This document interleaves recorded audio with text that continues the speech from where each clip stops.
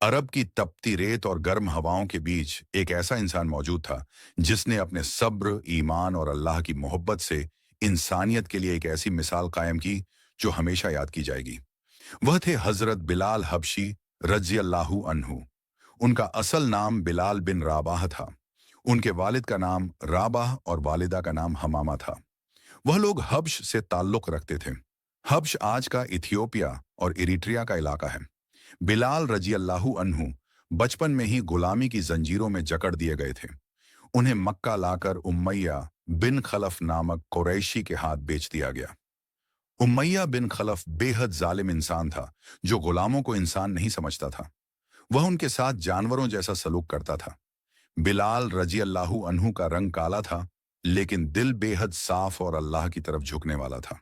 मक्का में जब नबी करीम ने तौहीद का पैगाम दिया और लोगों को बताया कि अल्लाह एक है और सिर्फ उसी की इबादत करनी चाहिए, तो यह पैगाम बिलाल रजी अल्लाहु अन्हु के दिल को छू गया।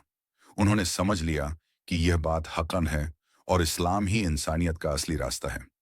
वह इस्लाम की तरफ खींचते चले गए और उन्होंने कलिमा पढ़ लिया। जब उमैया को पता चला कि बिलाल रजी अल्लाहु अन्हु मुसलमान हो गए हैं, तो उसने उन पर जुल्म और सितम के पहाड़ तोड़ दिए। कभी उन्हें तपती रेत पर नंगा करके लिटा देता, कभी उनके सीने पर भारी पत्थर रख देता, कभी कोड़ों से पीटता, कभी भूखा प्यासा रखता।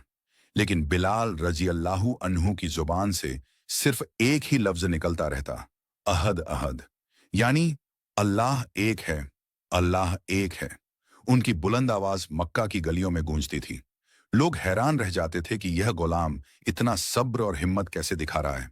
बिलाल रजी अल्लाहु अन्हु की यह आवाज सुनकर कई लोग सोचने लगते कि आखिर इस्लाम में कैसी ताकत है कि एक गुलाम इतना सब्र कर रहा है, लेकिन अपने ईमान से पीछे नहीं हट रहा। उमैया ने उन्हें तरह तरह की यातनाएं दी, लेकिन वह कभी कलिमा से पीछे न हटे। जब हजरत अब्बू बकर सिद्दीक रजी अल्लाहु अन्हु ने यह मंजर देखा, तो उनका दिल भर आया। उन्होंने उमैया से बिलाल रजी अल्लाहु अन्हु को खरीदकर आजाद कर दिया। इस तरह बिलाल रजी अल्लाहु अन्हु इस्लाम के पहले गुलाम थे जिन्हें ईमान की वजह से इतनी सख्त आजमाइशों का सामना करना पड़ा, और फिर अल्लाह ने उन्हें आज़ादी बख्शी। हिजरत के बाद मुसलमान जब मदीना पहुंचे और वहां इस्लामी समाज की बुनियाद रखी गई, तो नमाज के लिए बुलाने का तरीका तय करने की मशवरा हुई। तब अजान का तरीका मुकर्रर हुआ और अजान देने के लिए चुने गए शख्स थे हजरत बिलाल रजी अल्लाहु अन्हु। उनकी आवाज बुलंद और दिल को छू लेने वाली थी। जब वह अल्लाहु अकबर कहते, तो पूरा मदीना कांप उठता। लोग नमाज के लिए दौड़ पड़ते।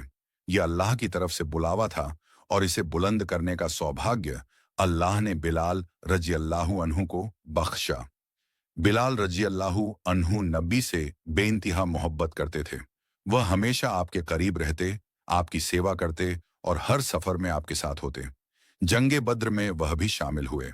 बद्र के मैदान में अल्लाह ने उन्हें अपने पुराने जालिम मालिक उमैया बिन खलफ पर गालिब किया।